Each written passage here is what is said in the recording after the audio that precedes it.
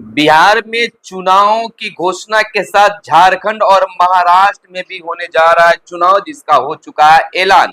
बिहार में कैबिनेट में कई योजनाओं की लगी मुहर और बिहार शिक्षा विभाग ने शिक्षकों के पोस्टिंग ट्रांसफर को लेकर कई बदलाव किए हैं। वहीं हम आपको बता दें कि बिहार सरकार लगातार नौकरियों की बौछार बम्पर बहाली निकाल रही है। वहीं मुखिया जी, सरपंच साहब, वार्ड सदस्य भी अब विरोध के बिगुल फूंक चुके हैं और पैक्स चुनाव के ऐलान के साथ कई तरह के गाइडलाइन भी जारी हो रहे हैं। शिक्षकों को मिल गई है बड़ी राहत। नमस्कार, मैं हूं सुनील बॉबी और आप इस समय देखना शुरू कर चुके हैं अपना खास कार्यक्रम खबर बिहार। खबर बिहार में बातें करते हैं, बिहार की खबरें होती है बिहार की खबरों के साथ साथ देश दुनिया में क्या कुछ हो रहा है तमाम खबरों से हम आपको कराते हैं अपडेट। बिहार में शिक्षा रोजगार का क्या है हाल और गांव की सरकार को लेकर क्या कर रही है बिहार सरकार, तमाम खबरों से हम आपको कराते हैं अपडेट।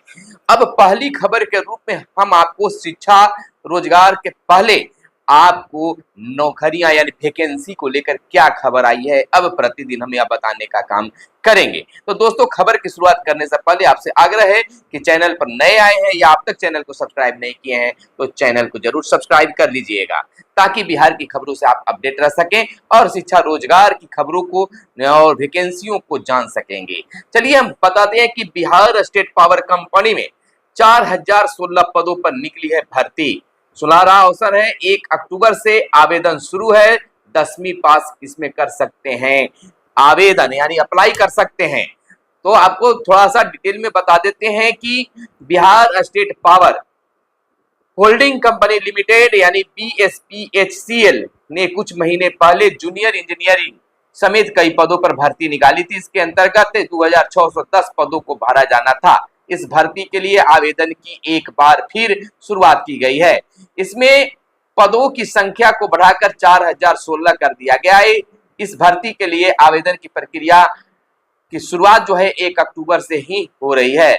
जिन उम्मीदवारों ने जून जुलाई में आवेदन किए हैं उन्हें दोबारा आवेदन करने की जरूरत नहीं है। आवेदन शुरू होने के बाद उम्मीदवार ऑफिशियल वेबसाइट पर जाकर आवेदन कर सकते हैं, अप्लाई कर सकते हैं। आयु सीमा की अगर इसमें बात कर ले तो न्यूनतम 18 वर्ष और अधिकतम 37 वर्ष है। महिला उम्मीदवारों के लिए अधिकतम आयु सीमा 40 वर्ष है। अधिकतम आयु सीमा में राज्य में SC ST EBC BC उम्मीदवारों को बिहार सरकार के नियमों के अनुसार छूट दी जाएगी।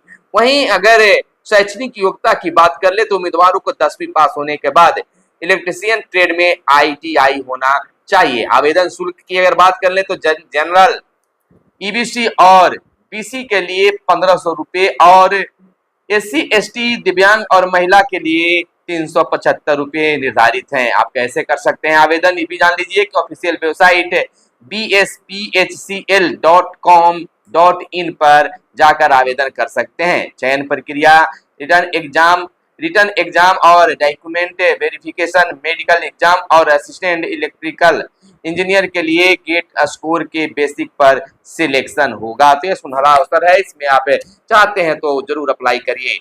वहीं शिक्षा विभाग बिहार के शिक्षकों के लिए सौगात देने का काम की है।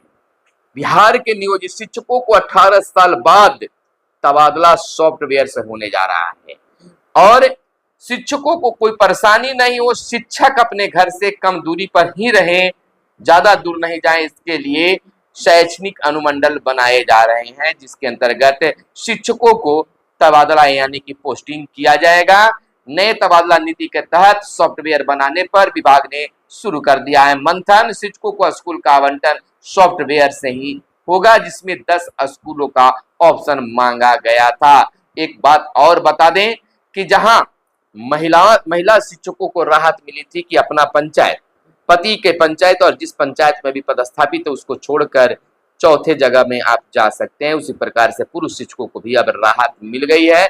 शिक्षकों में एक बार फिर से खुशी छा गई है, आ गई है। वहीं आगे की खबर हम आपको बता दें कि बिहार के 9 जिलों में 18 से 29 अक्टूबर तक लगेगा रोजगार मेला।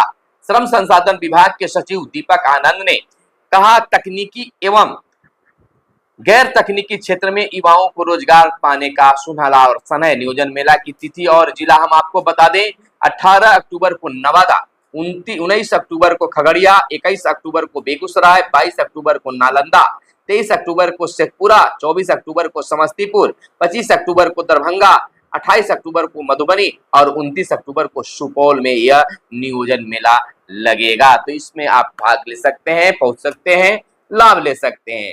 वहीं एक बड़ी खबर हम आपको बता दें कि बिहार के माननीय मुख्यमंत्री नीतीश कुमार के अध्यक्षता में बिहार कैबिनेट की बड़ी बैठक हुई, जिसमें कुल 22 एजेंडों पर मुहर लगाई गई है।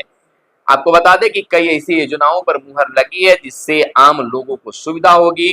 बहुत सारे हैं, इसके लिए विस्तृत हम आपको बताएंगे। वहीं आगे की खबर यह निकल कर आ रही है कि महाराष्ट्र चुनाव का तारीख का ऐलान हो गया है।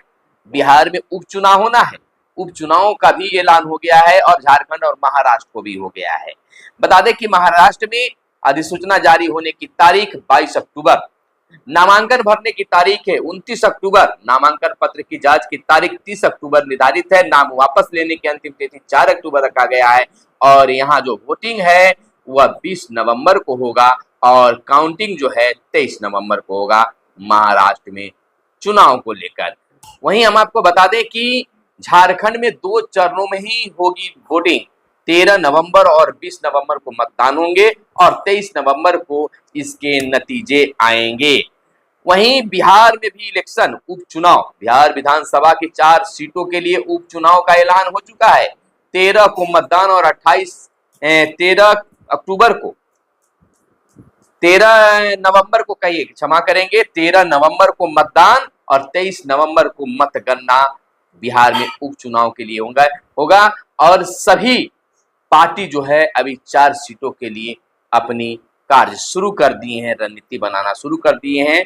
वहीं जदयू के वरिष्ठ नेता और जल संसाधन मंत्री विजय चौधरी ने कहा है कि झारखंड में जदयू और बीजेपी एक साथ चुनाव लड़ेगी। तो झारखंड चुनाव के बाद सीटिंग गेटिंग भी शुरू हो गया है। वहीं झारखंड जदयू अध्यक्ष खीरू महतो का बड़ा ऐलान, कहा झारखंड में 11 सीट पर लड़ने की तैयारी है।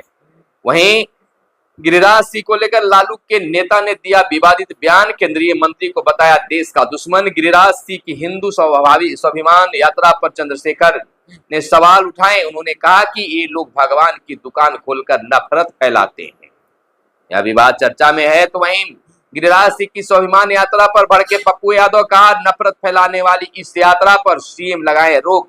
यात्रा के लिए गिरिराज जी को मेरी लाज से होकर गुजरना पड़ेगा। वहीं एक बड़ी खबर शिक्षा विभाग की ओर से निकल कर आई है कि अब शिक्षकों को कोई दिक्कत नहीं हो, विद्यार्थियों को अध्ययन में कोई दिक्कत नहीं हो, उसके लिए बिहार शिक्षा विभाग ने बहुत सारे इस पर अनाधिकृत प्रवेश पर रोक लगा दी गई है। राज्य के सरकारी विद्यालयों में अनाधिकृत प्रवेश पर रोक लगा दी गई है। कहा गया है कि यह देखा जा रहा है कि विभागीय आदेश के बिना कई संस्था के प्रतिनिधि व्यक्ति विभिन्न उद्देश्यों तथा विभिन्न उपकरण यथा माइक, कैमरा आदि के साथ विद्यालय परिसर में जाकर वहां के शैक्षिक कार्यों में व्यवधान उत्पन्न कर सकते हैं। इससे छात्राएं एवं शिक्षकों को सुरक्षा के साथ साथ अन्य कई प्रकार की समस्याओं का सामना करना पड़ता है। साथ ही इस तरह के हस्तक्षेप विद्यालय के नियमित पाठ्यचर्या गतिविधि को बाधित कर सकते हैं। यह व्यवधान विद्यार्थियों के सीखने और ध्यान केंद्रित करने की क्षमता को प्रभावित करता है, जिससे विद्यार्थियों का सर्वांगीण विकास बाधित हो सकता है। तो इसके आलोक में निर्देश दिया गया है कि विद्यालय की सुरक्षा को ध्यान में रखते हुए विद्यालयों में केवल प्रधानाध्यापक ही प्रेस ब्रीफिंग के लिए अधिकृत होंगे, अन्य कोई शिक्षक प्रेस को ब्रीफ नहीं करेंगे, यानी प्रेस बयान नहीं देंगे। आपको बता दें कि सरकारी कर्मियों ने संपत्ति का सही ब्यौरा नहीं दिया तो होगी कार्रवाई, निगरानी के नियमानुसार ब्यौरा देने को कहा। विभाग के निर्देशों का पालन करना अनिवार्य कर दिया गया है। वहीं तेजस्वी की यात्रा आज से शुरू, 16 अक्टूबर को बांका से शुरू होकर 26 तक चलेगी यह यात्रा। नेता प्रतिपक्ष तेजस्वी यादव अपने कार्यकर्ता दर्शन सह संवाद कार्यक्रम के लिए पटना से आज बीते दिन बांका रवाना हुए और वहां सर्किट हाउस में रात में रुके और 16 अक्टूबर आज से यात्रा की शुभारंभ होने जा रही है। वहीं पहल जिला और प्रखंड स्तर पर होगा कार्यक्रम का आयोजन। बुजुर्गों के लिए प्रिंट और डिजिटल माध्यम से किया जाएगा इसका प्रचार। समाज में बुजुर्गों का महत्व बताएगी अब सरकार। यह सरकार की ओर से इसके लिए 7 प्रकार के कार्यक्रम निर्धारित है। आयोजन के लिए प्रखंड में नोडल पदाधिकारियों की तैनाती भी की जाएगी। आपको बता दें, समाज में बुजुर्गों के महत्व को बताने के लिए सामाजिक सुरक्षा निदेशालय की ओर से अनूठी पहल की गई है। जिला और प्रखंड स्तर पर इसी माह से ऐसे कार्यक्रम आयोजित किए जाएंगे जिसमें बुजुर्गों के महत्व को बताया जाएगा, उनके अनुभव को युवा पीढ़ी के साथ साझा भी किया जाएगा। तो यह वृद्धों के लिए खास कार्यक्रम होगा। वहीं 10 वर्षों में सब्जी, तेल और दाल की कीमतें 300 से 500% बढ़ी। बीते 5-6 महीने में भी सब्जी, दाल और तेल के दाम में 10 से 20% तक का इजाफा। आलू, प्याज की कीमतें भी लगातार बढ़ रही है। महंगाई की मार जारी है। कुछ सब्जियों का कीमतें हम आपको बता दें, आपको सब्जी की कीमत बता दें कि क्या है। जैसे आलू, प्याज सभी के दाम जो हैं आसमान छू रहे हैं। बात अगर भिंडी की कर लें तो अक्टूबर 2024 में रुपयों के भाव से भिंडी 40 से 50 रुपये बिक रहे हैं, परवल 50 रुपये, और बात अगर आलू के कर लें तो 35 से 40 रुपये, प्याज 60 रुपये, कद्दू जो है 25 रुपये पीस बिक रहे हैं। और मई जून की अगर बात कर ले तो उसमें अभी बहुत ज्यादा है, लेकिन कीमत लगातार बढ़ रही है। गरीबों की थाली से सब्जी गायब होता जा रहा है। वहीं आगे की खबर हम आपको बता दें कि बिहार में रिक्तियां खंगालेंगे विभाग के नोडल अफसर। राज्य सरकार का विधानसभा चुनाव से पहले नियुक्तियां कराने पर जोर है। सामान्य प्रशासन ने सभी महकमों को दिया है आदेश। 2,17,591 पद शिक्षा विभाग में है और इन पर भी बहाली होगी। इधर भाकपा माले की बदलो बिहार यात्रा आज से शुरू। गया, अरवल, जहानाबाद होते हुए 25 को पटना में संपन्न होगी भाकपा माले की यह बदलो बिहार न्याय यात्रा। वहीं भूमि सर्वेक्षण को लेकर 25,000 जमाबंदी रसीद में खाता खेसरा नंबर गलत। सीओ से सुधार के लिए कहा गया। शिथिल पड़ गई है आवेदन जमा करने की रफ्तार। 1.25 लाख से तय फॉर्मेट में जमा किया गया है जमीन का ब्यौरा। 60,000 दाखिल खारिज के मामले पड़े हुए लंबित। परिमार्जन नहीं होने पर भी एक सही दस्तावेज से होगा काम, तो हड़बड़ाने और गड़बड़ाने की जरूरत नहीं है। वहीं बिहार के मुख्यमंत्री नीतीश कुमार ने कहा है कि ट्रॉफी गौरव यात्रा से बिहार में खेल संस्कृति विकसित होगी। एशियन महिला हॉकी चैंपियन ट्रॉफी गौरव यात्रा को मुख्यमंत्री ने दिखाई बीते दिन हरी झंडी। राजगीर में 11 से 20 नवंबर तक आयोजित होगी महिला एशियन चैंपियन ट्रॉफी। इसमें बिहार के लिए एक बहुत बड़ी बात है, बिहार के लिए गौरव की बात है कि इस तरह का खेल बिहार में भी शुरू हुआ है। इधर मिशन 2025 को केंद्र में रख जदयू अब करेगा विधानसभा सम्मेलन। दिसंबर तक विधानसभा सम्मेलन को पूरा कर लेने की योजना। हफ्ते भर के भीतर इस सम्मेलन की तारीख तय कर दी जाएगी, सार्वजनिक की जाएगी। विधानसभा के हिसाब से तैयार की जा रही है उपलब्धियों का डाटा सेट। सम्मेलन में यह तय हो जाएगा कि किस मोड़ में वहां आगे बढ़ना है, किस मोड में वहां आगे बढ़ना है। वहीं निगरानी की बात है कि खराब सोलर लाइट की सूचना तुरंत मिलेगी।